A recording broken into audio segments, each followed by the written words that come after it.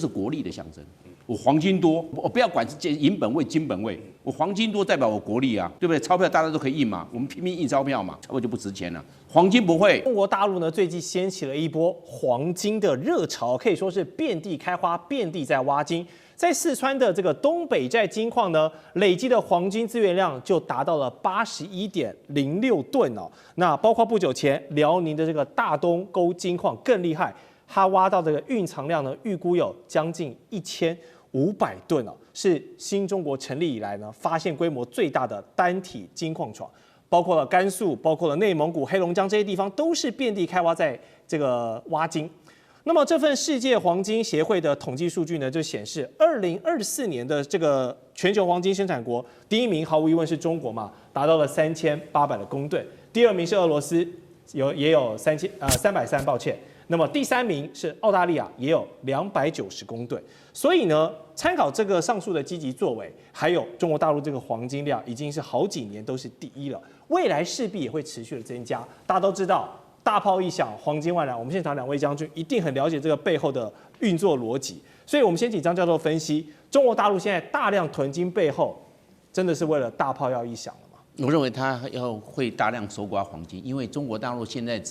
这个黄金储备只有2304公吨，大陆14亿人口就2304公吨。美国多少？美国3亿4千万人口啊，但是美国的黄金储量是8133公吨，你看美国就很多啦。美国是中国大陆的3.5倍还要多哎。那我们现在从3方面来看，中国大陆会大肆搜刮黄金。第一个，中国大陆现在的国民总生产是18兆，美国28兆，中国大陆刚好就是美国的2/3。美国的2/3，美国有8133公吨黄金，你乘以2/3就是5500公吨。现在美国就2300，中国大陆就2300，一半都不到。你继续，你按照这个经济体量来比嘛，你要到5500公吨才能够符合你的，你不是18兆吗？每一年不赚18兆。美国是28兆嘛，总生产，大家拿总生产来看，这个数字是很清楚的嘛。对，你现在就2300公吨，所以继续补。第二个，这是国力的象征。我黄金多，我不要管是银本位、金本位，我黄金多代表我国力啊，对不对？钞票大家都可以印嘛，我们拼命印钞票嘛，钞票就不值钱了。黄金不会，黄金就是固定就那么多。是，那所以我就认为，按照国力的象征，第二个，它就会在这个地方大肆收买黄金。中国大陆，你持那么多美债干嘛？你的外汇存底3兆干嘛？这全买黄金了嘛，对不对？1兆美元不是我们讲1亿美元可以买1公吨的黄金，那你买黄金就好了。第三个，我认为就长远来看，所有的币值都是通膨，钱会越来越不值钱，美元也会越来越不值钱。你都通膨，当然会不值钱嘛，对不对？那通膨，那什么会值钱？黄金有没有说黄金在贬值的？你黄金贬值我就买了嘛。你黄金都是慢慢稳定上涨，永远你从以前拉到会有波动没有错，但是一直波动往上波动它不是往下波动，是往上爬黄金从来没有说一直往下波动的。哦，原来这样子啊！因为黄金不怕通膨，最抗通膨的就是黄金。是，那这样子你要不要买？所以我们从这3方面来看的话，中国大陆我认为还继续会有黄金。我认为它如果没有到达5500公吨的黄金，现在就2300嘛，是它不会终止，最起码是5500公吨以上才能够符合比例原则。好，用这个国家大数据的表现来看张教授认为还会持续的累积，背后就有很多的作为了。那除了积极开采金矿，另一方面，中国政府跟民间也是大量的来购买黄金，很有挑战这个美元本位的味道。从几个动作可以看出端倪，包括向亲中的国家招手说，你们来把黄金储备放在我们这个上海的黄金交易所吧。还有为在香港机场要成立一个贵金属金库，未来更可能要建立所谓的离岸黄金中心甚至是让人民币的交易呢，能在国际的黄金市场来提升影响力。所以美中贸易战开打之后，我们看到中国一手抛美债，就像刚刚教授讲的，一手买黄金这就是现在最明确的一个国家战略的讯号。那结合金融面上，或者说美元地位呢，会产生哪一些关键的影响？中国大陆最近的确在快速的抛售美债的持有，从原来的第一持有的外国机构变成排名第3。那同时，它也在增加黄金的这个购买跟储备。可是呢，以这个速度跟相关的趋势，其他的因素看起来美元大概还在眼前短期之内，它的这个地位还是难以撼动。首先我们看美元的美国的外债其实38兆，这已经是非常高，但在这里面大概外国不管是政府还是个人还是基金持有的比例，大概占24%，将近9.3兆。那其他是美国的内部的这些机构、个人跟企业持有。那在外国持有这个9.9兆多的这个美债里面呢，就是过去2011年的时候，中国大陆 No.1，1.1兆。那现在呢，缩水的只剩下在今年1月的时候只剩下7600亿，可是大概到8月底的时候呢，来到了7005亿，所以一下少了600多亿。这光是这一年，每一年都在减少。如果从2011年到现在看起来，已经减少了46%以上，所以这是一个有策略性的在减少。排名第一是日本，日本在增加，现在是1.19兆。英国呢，大概是8600亿。日本、英国，然后中国，所以这个过程很清楚看到这个趋势。那黄金刚才张将军讲了，现在它是2403吨。那可是呢，这里面很重要一个数字，就供大家参考。中国大陆黄金的储备只占它整个外汇储备的7%，你就可以想象非常低了。是，一般其他的国家有的时候可以高到70%。哇，大概平均也会有50%左右。那真的是，因为黄金就比较保值嘛。是，所以这个就是一个中国大陆可以持续就是说扩展黄金持有的空间。但是这个对美元霸权有什么影响呢？第一个，我们刚刚看到，其实也就是说，盟国还是在继续买美债，所以呢，你抛有人买，这个美债还是维持它的这个地位跟吸引力。那第二个就是美元的使用度大概还是85%以上。在大部分的国际贸易的交易，中国大陆的人民币现在是在增加，来到了5%到8.5%，是有增加，但是还有一段距离。那第三个就是讲的黄金，黄金很有趣味的。刚才张立院讲了，美国拥有多少？8000吨。那越来多人买黄金，黄金的价格就会怎么样？提高，提高。那美国的黄金不是最多的嘛？全世界最多的储存。那美国的黄金越多，那美元的地位就更稳固了。所以这有一点蛮吊诡的。那它的美债继续的那么多，但是美国的黄金也这么多，那因此你再怎么少买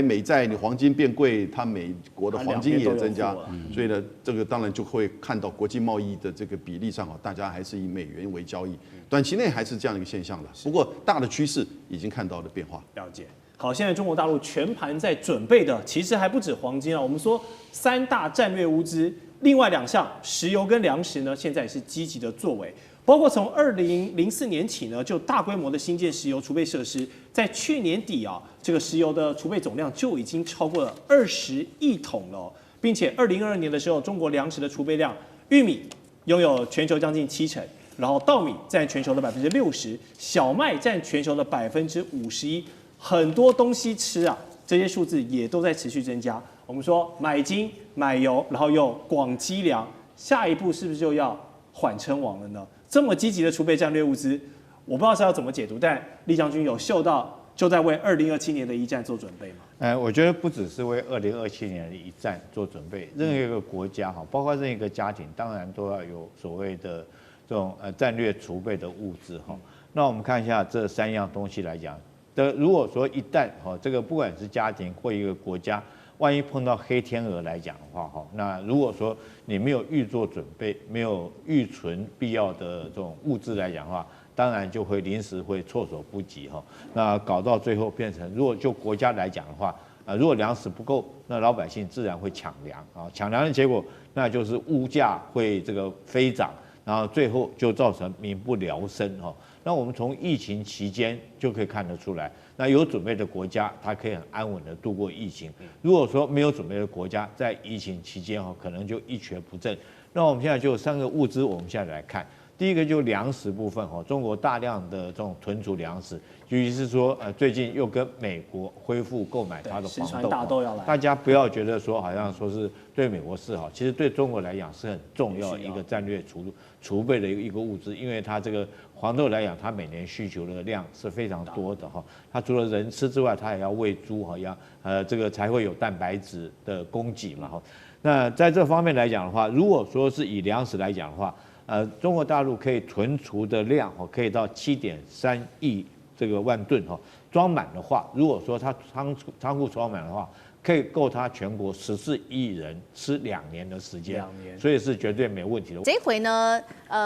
大陆国家的，我们来看到是习近平，他说呢要来当的是全球的黄金保管人，尤其现在呢川习会快要进行前，现在丢出了一个叫做金融核弹，我们今天要来看看各国会不会把他们的央行金条往北京这边去送呢？美元霸权有没有可能在这个时候做松动？今天都会一起的来做关心。赶快来看到的是上海这一回呢，打算透过在上海金交易所在香港这边设立一个叫做国际版的指定仓库，传出呢现在已经跟多国谈好了，那么各国有机会把他们的黄金储备转来放在香港，展开国际的黄金交易。所以呢，不只是像过去放在这个纽约或者放在英国，这一次有没有可能就放给中国大陆来这边做储备呢？另外，我们来关心的是，如果真的成真的话，也代表说过去在美元的这个霸权里面主导的国际金融秩序会开出一个人民币金本位的新战场。我们来看看专家怎么评论这样子的一个动作。首先是来自于渣打的首席经济学家，他说，现在各国正在打算要分散他们的外汇储备，也就是说，不是只是单压在美国这个地方了，因为现在地缘政治正在加剧动荡，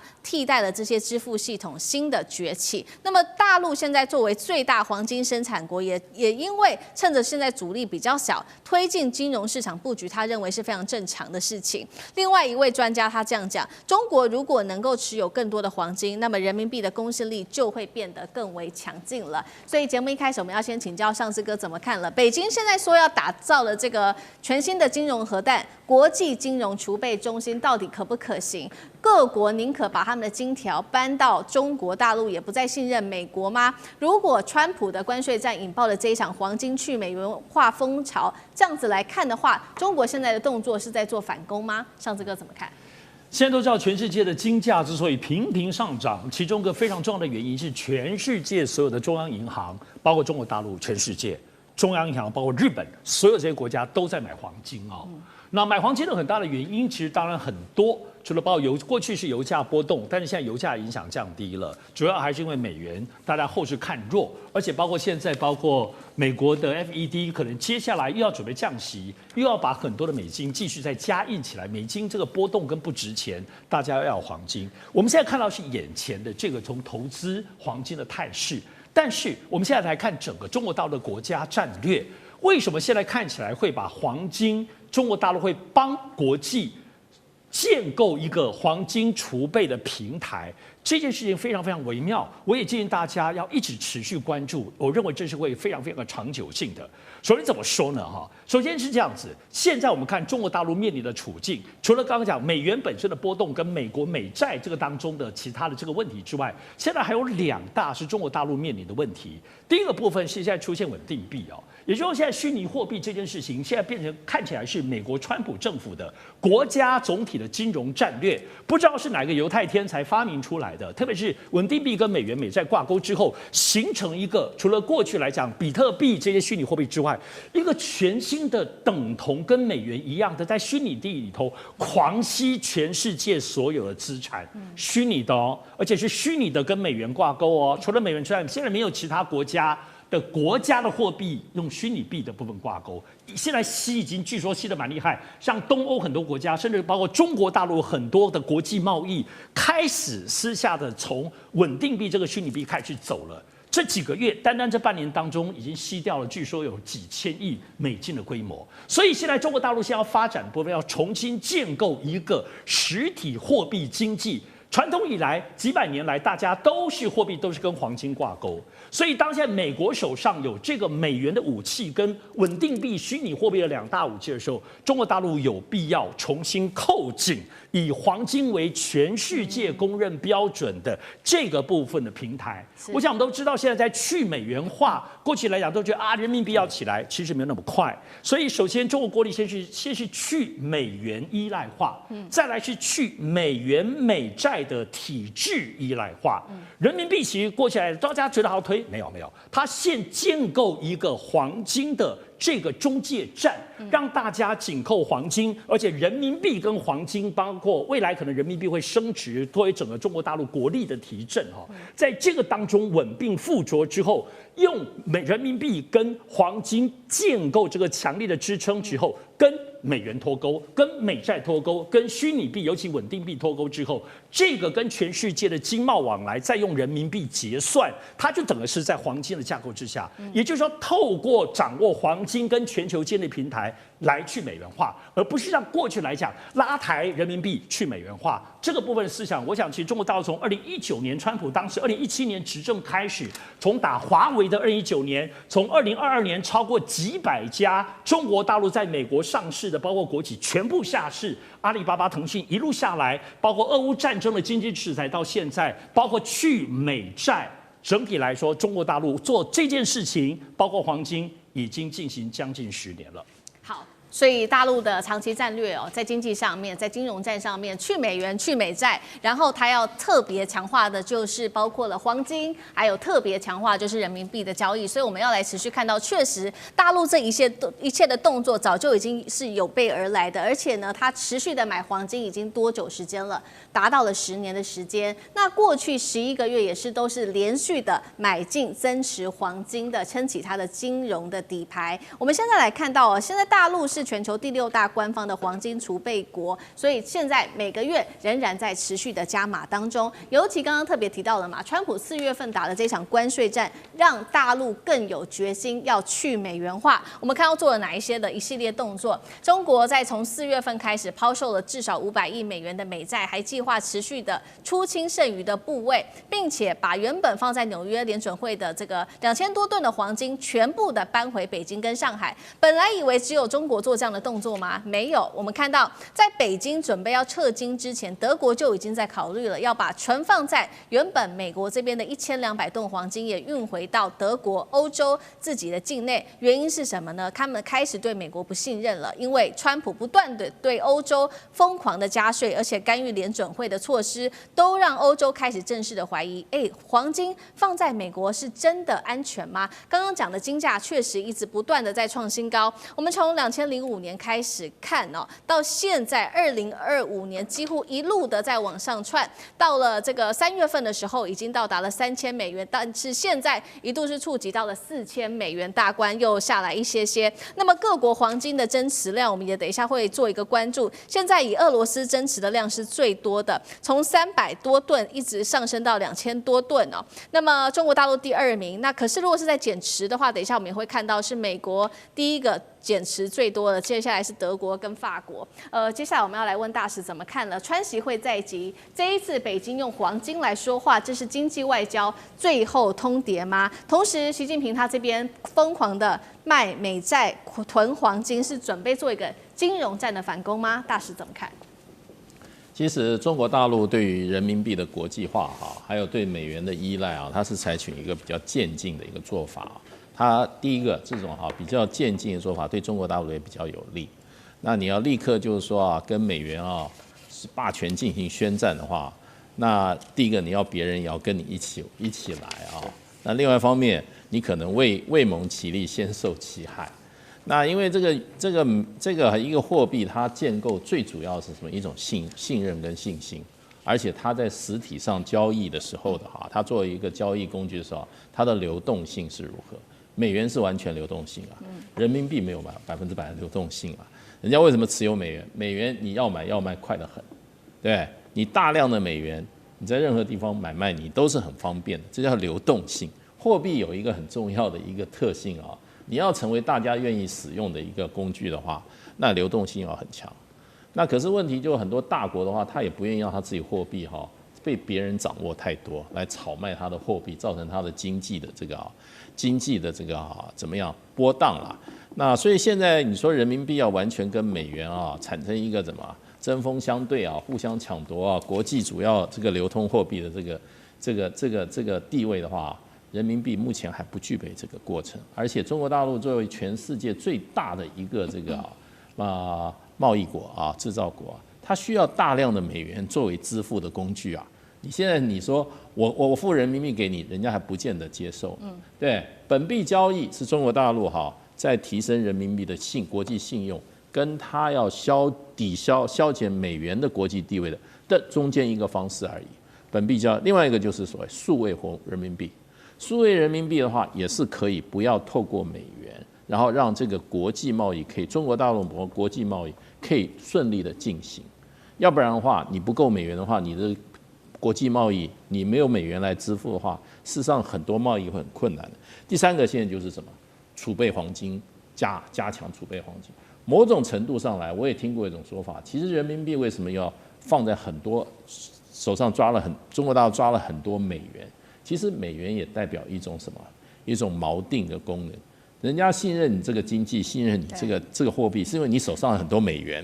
那美元今天这个地位不是说一朝一夕造成，它很长时间造成。你要撼动它不是那么容易。所以我觉得中国大陆现在是多管齐下了。所以增加黄金储备的话，也是一个方式。第一个分散风险，第二个你多储备黄金的话，对于人民币的国际信用也会增强。所以我认为这个都是一个渐进的过程。中国大陆并没有说要跟美元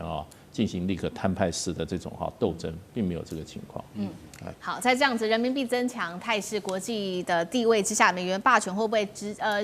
间接的转弱呢？等一下，请干哥来带我们看。那我们也先来看一下现在的金价因为各国央行现在疯狂买金之下，美元信任被掏空。我们看到近10年金价可以说是翻了3倍，疫情期间冲破2000美元，刚刚讲了嘛，在3月冲破了3000美元，到现在近4000美元左右。那央行的部分，全球的黄金需求中，央行买盘占比高达1/5，是远超过2010年那个时候的1成的。干哥怎么看？好，现在美国跟日本比较具有规模的投资人的话，他们现在都在做贬值交易。什么叫贬值交易？就是我不买法定货币了啦，像比如说美元啊、英镑啊，我不买这个。我虽然不买，我抛掉一定是贬值嘛，对不对？没关系，我不要了，我干嘛？我就去买黄金跟所谓的比特币啊。那这是一种过程，但是他们看好，为什么？金价已经到了每英两4000美金了，还会不会再上去？刚才上次已经讲了，这可能还会再上去，再上去就不得了了。那这是不是一个长期性的现象？那国际其实金价市场它其实受到政治因素的波动其实是很大的，但是连10年来它都可以涨。那你就可以从2020年那个疫情开始，从2000到现在变4000，不太久才5年的时间它就翻了1倍了，那10年来它总共是翻3倍，这是一个很值得观察的现象，就是说究竟黄金是不是一个可以被依赖的？因为你连白银都跟着上涨，每英两50美金白银从来没有那么高过啊，对不对？因为白银的供应从来不是问题，可是现在大家就看到说，现在各联邦就是说各国的中央银行，他们都是以黄金作为主要的那个准备来源。总共占全世界15%是各国央行所买的，在这种情况之下，金价只会越来越上升。为什么？很简单，破了4000美金，就是因为川普他今天做的倒行逆施，害得各国更加的恐慌。所以中国他现在在布局在香港他必须要成立第一个设立首个国际版的，就是说储存金条的地方。那这个其实它可以说服一些跟它志同道合的国家，我就看中国怎么样踏出这第一步。比如说像巴西比如说像金砖这些国家那你说这些国家如果说他们都愿意跟中国志同道合，那就可以开始展开去美元化的第一步。但去美元化，像大师讲，真的没有这么容易，因为信任，对，很简单，信任感，你怎么让我们有信任感？其实最简单的解决方法。你光是从两岸关系之间，你让台商可以自由汇兑贸易，从这边开始建立起，好不好？我今天讲的很直接，台商以及到这个大陆当地旅游的台湾人，或者是暂居在大陆当地的台湾人，他们能不能有这个自由，在这个大陆开户或是提取现金的权利，到现在是没有的。我觉得大陆这方面应该中国。要从这边着手，让大家取得基本的信任。你将来的去美元化，去建立对抗美元的那种国际战略布局，才有可能会慢慢的接近成功。黄金已经冲破了4011美元大关，美元霸权现在呢被视为是即将要崩塌。等一下我们会来关心。另外是中国大陆这一方面疯狂的囤金抢位子，还有就是接下来要关注的 AI 是否泡沫化，引发全球的大海啸呢？我们先来看到今天会来回答的3个火线话题。第一个，金价啊，在今年真的是狂飙，正式的突破了4011美元，年涨幅竟然高达52%。大家在看说，这是因为这地缘政治太紧张了，美元地位不保了，所以成为避险天堂吗？还是说这个是在衰弱前的末日警钟呢？因为确实也有经济学者提出这样子的一个示警。第二件事情来关心的是，中国大陆现在不断的囤黄金，而且去美元，美元霸权现在也看起来有逐渐松动的迹象了。新霸权难道真的会换人当吗？会是中国吗？第三件事情 ，AI 热潮真的大家已经看到这个是狂烧哦，会不会成为下一颗的泡沫炸弹？而且会不会在今年2025年就爆发呢？今天3个问题我们都会一次做解答，赶快来关心哦。在10月8号这一天，金价突破每盎司4000美元历史新高，年涨幅刚刚说了52%，已经创下了1970年代以来最大的单年的涨势了。原因是什么？3个，我们先来看。首先第一个，美国自己内部先乱了套哦，让黄金大涨。首先，政府停摆已经到现在2周了，很多的经济数据都延迟发布，恐慌情绪对于这个投资人来说是在急速的上升当中。再来就是川普的关税一直反复不定，让美元指数今年暴跌幅度超过了8%。全球在封黄金的时候，同样抛售了美元，倒是人民币有逆势走强的迹象。美债的部分，我们来看到彭博也示警了，停摆只是暂时压住美国政府的关门，一旦重启，他认为30兆美元的美债债市随时都可能爆雷，这个导火线都让美国自己先乱了套。第二件事情就是我们看到结构性的转向，美元霸权正在松动吗？因为全球的去美元化正在加速。来自于 IMF 最新的统计，美元在全球的这个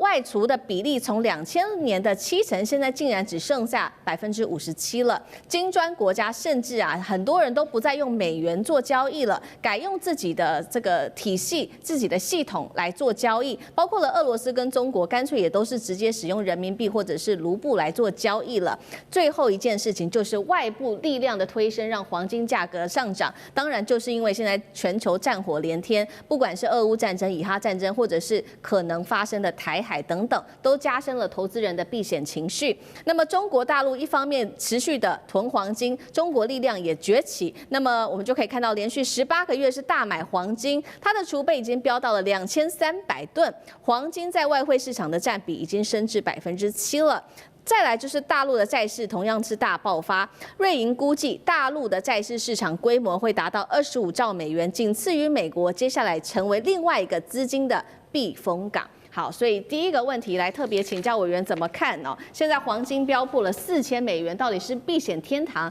还是美国经济衰退前的警钟？投资人可以继续投资吗？黄金涨势现在到中升段，还没有到最终的尾巴，所以目前来讲，黄金价格还会再继续涨。第一个回答你的问题哈，就是传统上我们在避险的时候，第一个想到是美元，不会想到黄金。但是因为美元的信用开始崩盘，去美元化的过程开始了，所以啊，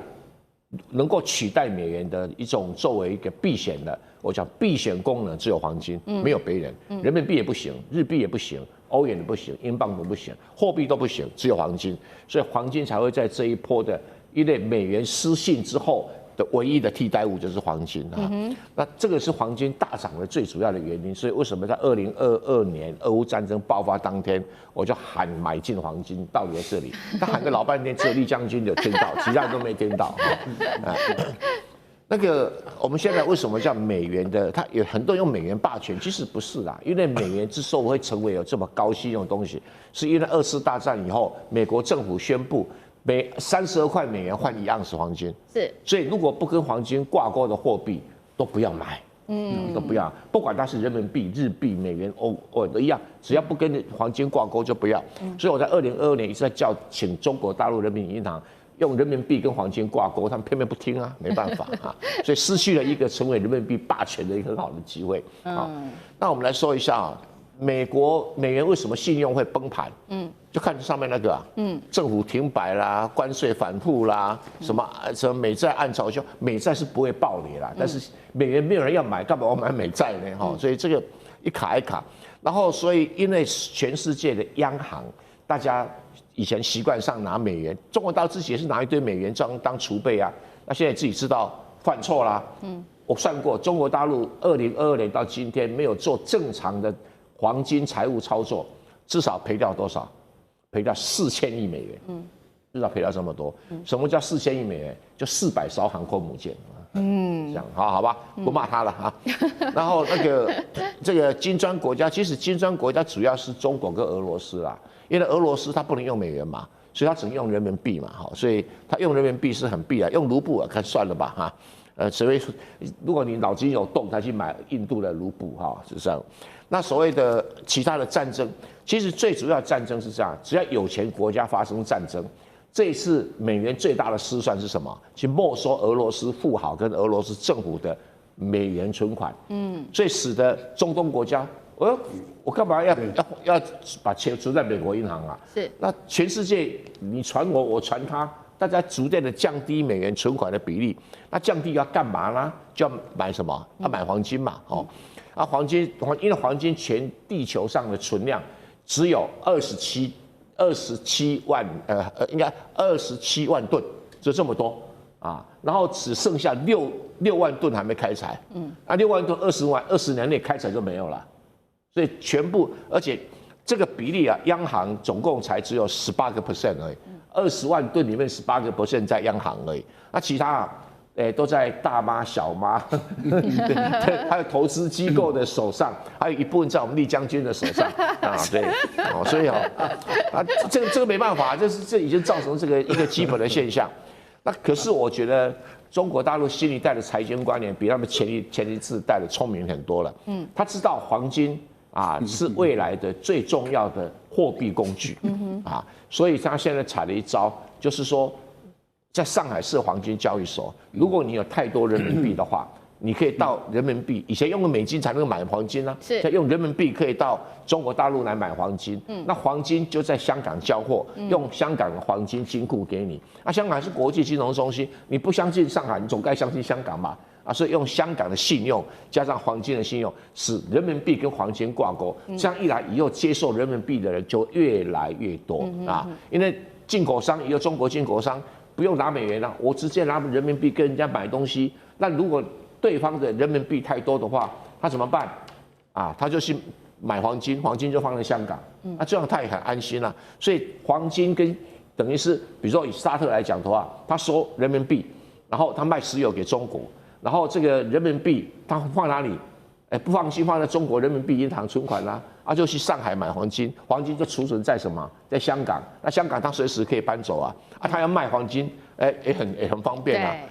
那卖黄金全世界搞不好可以换成英镑啊，换成这个是美元啊，所以这个黄金的风潮已经来了，我一再跟大家讲去美元化的替代品不是人民币，一定是黄金。好，所以黄金后市的走势还是持续备受看好的。确实，现在有很多的金融界的学者，这些经销商、黄金经销商都是持续看好黄金的。我们来看到几个人，第一个还会飙5年哦，丽将军还会飙5年哦，是，要抱好，抱在手上抱好。这位是来自于黄金的经销商，他这样说的。确实，现在都是长期的投资人，所以至少他说还会再飙5年，这是第一位。再来就是这一位是桥水基金的创办人，他认为说这个应该至少将15%的投资组合继续的配置给黄金，因为他仍然是看好黄金的。当然也有金融大鳄，他是不看好的，他认为说一年暴涨50%太多了吧，是不是要衰退了？那我们再来，他衰退讲的是经济衰退经济衰退，他不是黄金衰退，而经济越衰退越需要避险，越需要避险，黄金涨越多，黄金就会继续涨。好，那赖老师，我们又怎么继续看就是现在看到说一边是黄金涨，另外一边是美元霸权的衰弱，我们要再看说会不会接下来取而代之的是新的霸权，不管是中国大陆、人民币等等，你怎么看？我觉得中国大陆要取代美国的国际金融的地位这条路还很漫长要取代的话，这是一条漫长的路。其实美国的所筑起来的长城也不是不会，短时间2022年短要是照我那个版本，它今年已经取代了。没那么快，你这个取代没那么快。没有啊，但是直接黄金、人民币跟黄金挂钩还是没办法，没有全部挂钩就马上取代。因为美元的占比太高了，那人民币现在目前的占比大概在8%嘛，有成长的已经压迫到这个英镑了，所以英镑的压力越来越大了嘛，也就是人民币已经在压迫的英镑的国际地位了，那开始往欧元的方向在迈进了，美元是往下走，因为美元是掉得很大但是我个人是这样认为啦，美国当初能够把这个美元成为国际的主流货币它是有一个基本的一个时空环境，那个时空环境就是2次的世界大战，2次的世界大战战后的重建，战后的重建，你看整个欧洲的国家打烂了，亚洲的国家也很多都是经过战争的蹂躏，那这些国家要复苏要重建，你要靠谁？你要靠的就是美元，那靠的黄金作为一个这个金准位的一个货币嘛，所以我们会看到，就是美国的马歇尔计划，也就是透过这个计划透过这个美元的把美元就进入了欧洲，美元也就进入了亚洲，所以组成了一个美国的一个金融霸权地位。那接着美元原本也是跟黄金绑在一起嘛。可是当他看到这个整个工业的生产的时候，石油的价格就是黑金嘛更重要，所以他就转移把它跟这个石油挂在一起，那就把它绑死了。对，那所以美国有今天的一个霸权地位，事实上它是有它的时空环境。中国大陆现在没有这样的一个大规模的战争，你要取代美元，那所以这条路是要靠着你的工业强大的工业生产力。那目前大陆有这个具备有这个强大的工业生产力。所以我觉得，再加上中国大陆的绿能、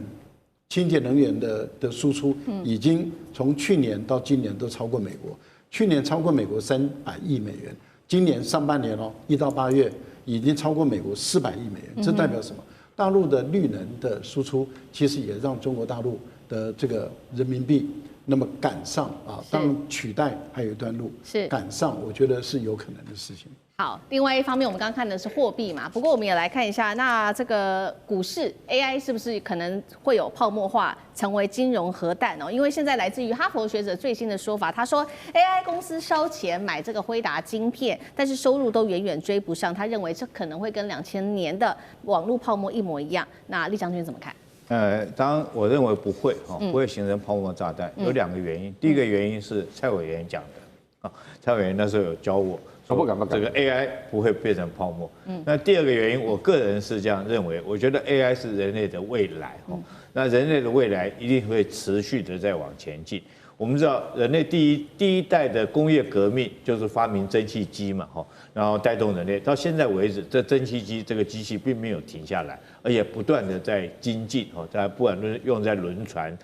或者是以前的火车等等来讲。很多的工业的机器制造还是需要蒸汽机。人类第2个工业革命是什么？是瓦特发现了电这个功能。那现在来讲的话，电我们也没看到它形成一种泡沫，反而越做越精进。人类对能源的需求已经从很单纯的烧煤炭，然后到烧石油，到现在转化成电力。第3个，我们人类的工业革命是电脑是电脑时代来临，电脑取代了很多人可以做的工作，也让人类向科技方面跨进了一大步。那我认为未来人类第4次的工业革命就是 AI 的革命。那当然投资了很多的资本在这方面，或许会不会形成一种过度的投资，我们可以去这个再去讨论。但是我觉得 AI 这个脚步在未来人类来讲的话，不会停下来的。这个中国大陆的央行现在想要拉外国的央行来存黄金在上海。到底怎么一回事呢？是要第一个狙击美元霸权吗？还是第2个要撼动整个纽约的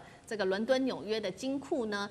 另外，我们也会关心中国大陆已经连10个月疯狂的囤金，难道是要备战吗？今天一起的来做关心。赶快来看到彭博的独家爆料，在9月23号这一天，他独家报道，他说大陆的人民银行已经招揽了外国央行，赶快大家来上海一起来这边存放黄金吧，把你的黄金存放在上海的黄金交易所吧。原因是什么？他们希望可以弱化美元的地位，还有是撼动狙击美元的霸权。另外也希望西方全球央行的储备托管的地位可以把它降低。但是现在眼前还是有一些问题存在。我们来看到英格兰银行持有大概是超过了5000亿黄金储备，价值相当于6000亿美元。对不起，刚刚是超过5000吨的黄金储备，价格将近6000亿美元。但是我们来反观大陆，现在在全球央行黄金持有量还是相对比较落后的，是排名在第5名的。这样子的一个状况之下，外国的央行会把黄金存到上海来吗？真能够撼动美元霸权吗？那么外国央行也会放心吗？把黄金交给中国？聂老师怎么看？我觉得时间有所谓 timeline 啊，过去、现在与未来。我跟各位报告一下，实际上金本位大家都知道啊，那么延期非常久，然后呢，到了这个1941年二战之后呢，1944年的7月开了一个这个重要会议，就 Bretton Woods System， 然后美元黄金就挂钩嘛，1个美元换1个盎司黄金换35美元，到现在到3000多块了。不管怎么说，一路走来，在尼克森总统的1973年2月23号，黄金这个美元瓦解了，但是他用石油去 hold 住美元。那这个重点是在美元是唯一可以做清算结算，全世界必须用它做准备的唯一的货币，其他就是黄金。所以黄金很重要，是商品，美元是货币，这两者是唯二可以做这个国际货币准备，这是当时定的。因此，美元霸权的 US dollar 和 Germany 存在了。现在大家都看得非常清楚，全世界，但是虽然美元是霸权，但是全世界最大的金融市场地点来问是伦敦。黄金的金价是伦敦这个 fixing 定出来的，有早盘金价、午盘金价2次。我现在讲这最大的这个一个，不管是储量或定价，就是伦敦啊、这个纽约。现在中国要做的事情非常清楚，就是中国从 GDP 也好，各种这个 AI 的这个发展也好，都是急速发展。你现在看它是全世界排名第5，我跟你讲，去年买了5兆黄金，它可以慢慢往前走。因为什么东西，实力决定未来。有实力不怕现在低嘛。讲不好听一点，你吃得好穿得好，你知道你现在正在成长期，你将来会长得比他高，你就预定就会高，你就有办法觉得说我现在已经有钱了，我将来要在全世界拿到话语权。那当然要拿话语权，有一个非常重要，的确要打击美元，要去美元化。中国做了非常多的动作了，从一路走来哈。你先讲说中国有没有这个机会？我觉得是有的，当然这个非常多，因为它不是光做这一套而已，这只是它的方法之一。去美元化，当然它不有2018年1月18号，它做了这个能源期货交易所，那也就是用这个人民币来这个做清算，这就已经打击美元了。它在这个海合会跟着海湾国家一直叫他们用人民币来交易石油，这也是打击美元。那还有它用数位，它现在的电子支付啊，electronic payment 做这些棒，所以所有的digital currency就是数位货币呢，在中国是完全盛行。他现在用央行的 central bank 去控制，所以 CBDC 的 EP 啊，在中国的场景啊，你不管是从香城到苏州，甚至影响到上海，或者雄安区影响到北京，西边的成都到南边的深圳，300多个厂都试等成功，这也是打击美元的未来的高科技金融战。现在这一招就是最传统的黄金本位，黄金储量多就够。可是国际间要相信你吗？我跟你讲是有机会的，因为现在地缘政治一直在变化。全球的地缘政治从这次的川普的关税就看得出来，我们现在全部拿到是西方的媒体看到的，好像川普还是很厉害，西方还是掌控。中国其实也有他们的分析和研究，他们认为他们步步到位，实际他们的潜龙从海中喷出来，他们认为比在天中高喊的老鹰还强了。当然他们也不知道国际间对他们相信多少，但他最少要做动作，因为中国有一个特色，它目标导向，它的15计划，每次11.5、12.5、13.5。他的计划几乎步步到位，比如那个2021年的这个全民的第一个100年梦，全民脱贫的那个这个建党100年，他都完全达到。那当然还有这个建国100年，在2049，他也有机会。因此，话语权是他要拿到的一个重要步骤。那也就是去美元化，他的目标要去美元化，他就做这个动作。第一，要把上海成为全球重要的金融市场，这是第一步，因为要打击伦敦和纽约的地位。最后，让你的黄金到上金所的国际版呢？去大家保税去除放，那这时候呢，只要让全球告诉你说，我现在军事也可以了，你看93军也做得不错，军事也可以了，各种都到位了。东南亚国家这些国家真的会相信中国，就会把黄金放在那里。不管多少国家相信，最后会把美国的部分的黄金拉到这里来，它就可能会慢慢到位。我现在最后一个重点就是 timeline 时间，过去、现在与未来。各位去分析我刚刚讲的话，你看现在再看未来，现在绝对还第5名。其实它以前更惨啊，不是吗？那未来会怎么样？我觉得再看2年、3年，只要它这个目标导向持续走下去，那么去也甚至友好其他的一些甚至贸易的这个友好国，是很有机会稳定它的军事，稳定它的地缘政治，就有机会突破的。好，所以我们要往长线看。那等一下，请岳老师来带我们看，说多快认为中国大陆可以打破伦敦跟纽约的垄断呢？等一下请岳老师来带我们看。我们先来看到，目前确实在国际化上面，中国大陆要做。确实有它的困难度，主要就是因为它的黄金交易主要还是锁在国内，所以如果跟伦敦跟纽约做相比的话，国际化程度还是有差。但是我们看到大陆现在确实也祭出了一些实际的政策，这个新制度叫做黄金可租赁可放贷的政策，想要跟全球的贵金属银行体系来做一个完全的接轨。但是眼前确实还是有另外一个问题，就是说它的黄金还是有出境限制的，等于说价格还是会跟全球脱轨。那岳老师又怎么看？这个事情是非常非常重要的事情啊，因为我们通常认为美国的霸权来自于美军、美元跟美国梦啊。美国最敏感的是去美元化啊，就是因为美国人今天如果过得这么爽的原因，就是因为美元创造了极大的供给跟需求的消费不平衡，这个大家了解哈。那个美元跟那个黄金脱钩是在1971年了。1971年的8月15号放弃，他宣布放弃，但没有，后来又守回来了，在史密森林开了一个会，到了1973年2月23正式宣誓放弃。8月15号是尼克森宣布，因为那个，就是我刚刚讲那个日期是大概宣布以后的。那个时候呢，为什么他宣布这事情呢？因为呢，法国当中原来的黄金就很多是放在美国的啊，那就把它拿回来。拿回来的话呢，美国就受不了这个问题啊，就产生这种，就那个时候就是第一步去美元化。那不晓得大家记不记得，大概在8年前的话呢，德国把它放在美国的里面的4000吨，想要拿回来啊，结果后来发觉找不到，美国不还了啊，就是那个感觉上好像已经就用到哪都不知道，反正就是有这个账啊。那么大家的话呢，那现在呢，中国本身要做这个事情，因为这是彭博出来的消息，对，所以说它感觉上是针对于美国要去美元化的过程当中。要跟美国人竞争，因为这个目前为止，英国本身这个美国当初在布兰登森林1944年的时候，它是有8000吨的啊。那时候他是鼓励大家都把黄金放在他那边，为什么呢？要创造一个稳定的金融秩序，一定要有一个地方它有够这个信用啊。这个大家一定要了解，就是说是这个其实相较于跟那个美国在竞争黄金的这种情况下，因为黄金它本身有信赖的特殊性啊，它有这个价值的永久性，另外它有货币的稳定性。那在3个特色当中呢，请大家稍微注意一下，就是说。这个是大陆第一次跟美国竞争，也不是搞这个金融，也不是搞军事，但是纯粹是跟一种美国做信用上的竞争，这是一个很重要的开端啊！因为你以后，尤其是阿拉伯的国家，我必须要强调一件事情：自从卡达挨炸了以后哈，那么很多中东的有钱国家都会发觉，与其说是这个钱呢拿来买美国的武器啊，不如说买在。黄金放在一个比较稳定的国家，那么中国顺势推出来这个想法，那让很多人会觉得，因为大陆本身来讲，我那边提到讲说为什么不出口，这个很明显，就是大陆本身来讲，黄金是使得货币稳定的基础啊，它不会出口货币，因为黄金本身这个跟价格无关，黄金的价格是国际，它本身就是有国际价格。你在大陆的时候，就是买这个银楼或是那个广场万达广场去买黄金的时候，周大年的时候，它都是拿出来国际看牌的啦，跟台湾是一样的了，你知道吧？是这个情况，所以它是一个信用上的竞争。好，所以我们看到中国大陆这一系列的动作，第一个当然是要狙击现在美国在全球的一个霸权，美元的一个全球霸权第2位，再